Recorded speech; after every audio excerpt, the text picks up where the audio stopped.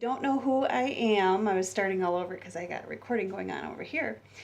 Um, I'm an uber busy mom who teaches you what I'm learning about home business and what I learned from the parenting books I read and all kinds of stuff. So I just like to share what I'm learning mostly. And right now I'm obsessed with home business. But today, what I want to share is something called Kim Garst, a social media expert, called it comparitis. And it's not a good thing. It's when we compare ourselves to others. We compare our progress to others. We compare our bodies to others. Us women tend to do this more than men, I think, but chime in if you're a man and tell me that you do the same thing. You probably do, especially in this home business niche. And most of my audience are moms. But here's why. And I have a lot of reasons, but it's unfair. When we compare ourselves to others, we take our worst traits and compare it to the best traits of others.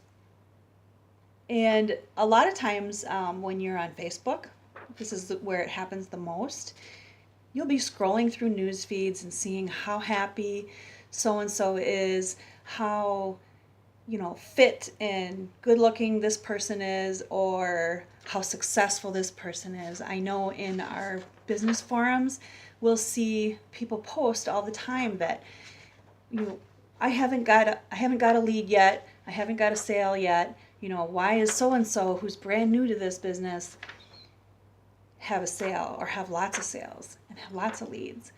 The thing is that those people have put in their dues in this business. They've already done work in other niches and other home business areas. They've already put in their time and they've already overcome some of those obstacles that we might be facing or you might be facing right now. So it's not fair. It's not fair to them because you're not respecting what they've done. And it's not fair to yourself because you are not recognizing your own path and what you have to learn. So it also is a waste of time because you could be using that time to focus on what you need to do. Every second is precious. Time is your best asset. Don't waste it comparing yourself to others. You're robbing yourself of your enthusiasm, your focus, your energy by comparing yourself to others. We're all unique. It's not even a comparison. I'm not you, you're not me. I am not the big guru that heads the whole business, and neither are you. We all have our own paths to lead and we're all unique. So the next thing I want to just touch on is to stop comparing your children to each other and to other children too. Our children are unique little individuals. And I catch myself, and this is how you overcome comparing yourself to others too, by the way. I'll catch myself comparing my children to each other, but they're so unique. They each have their own individual talents and their own individual characteristics and traits. They're not the same. So I can't expect one to do like the other one does, if that makes sense. I remember when they were little and they would say, "Mom, who do you love more?" And the best answer I found was, I don't love either one of you more than the other. What I do is I love you in a different way because you're a different person. And then I might say, I love the way, how spunky you are, or something like that. So definitely cherish the love you have for each individual child because it's special. So everyone has their own path, and here are some steps to overcoming your comparitis, and steps that we can all use to overcome comparing ourselves to others. First, recognize it and be aware. Just be aware that you're doing it. That's the first step. It's the first step in anything that you're overcoming, is to recognize it and own it. If you're envious, then own that too and admit, I'm envious. You know, I'm going to jump ahead. Actually, I'll wait till I get there. So be thankful is after that, because if you're thankful for what you have and who you are, and you start counting your blessings, it's kind of impossible to focus on those other people if you do that. So stop yourself when you catch yourself doing it. Be aware, and then start telling yourself how thankful you are for who you are. Then I mentioned in my post, I'll put the link in, that you should own it again. And that's when I talked about envy. And if you're envious, one suggestion I saw on one of the posts that I'll link at the bottom is to actually just go to the person and say something. For example, the girl the post that I read, she said she went up to the beautiful woman on the beach and said, wow, you just look fabulous. I just wanted to tell you that. And the girl just said, yeah, I work out 2 hours a day, every day. And I'm shaking over here. Really need to get a hold of her. Anyway, and then she turned around and complimented her. So she learned from that girl that she works out a lot, works hard to look like that. So, everybody has their own struggles. And she might have shared a story too, like, I lost 65 pounds. I did. So if you want to know how I did it, then ask me and I'll tell you. Celebrate your wins. And I'm going to move this. I sometimes forget to do this. I sometimes forget to celebrate my wins. Celebrate all the small wins that you have. If you lose an inch in your waist and you're trying to lose weight, celebrate that. If you have a good day, celebrate that.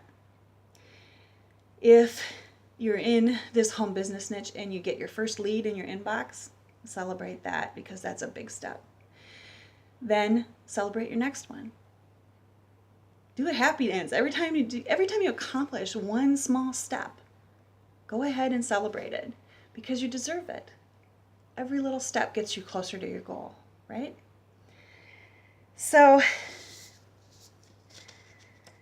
the last thing after celebrate your wins that I mentioned in my blog post is to be patient with yourself, because we all have a long way to go.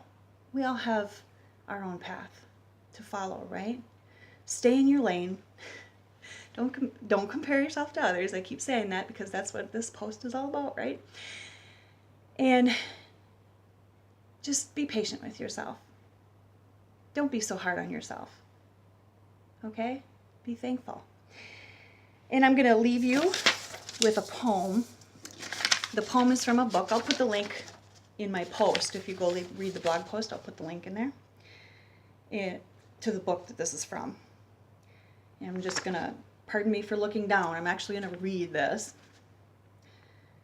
I am enough. Today, I am enough. I am smart enough. I am wise enough.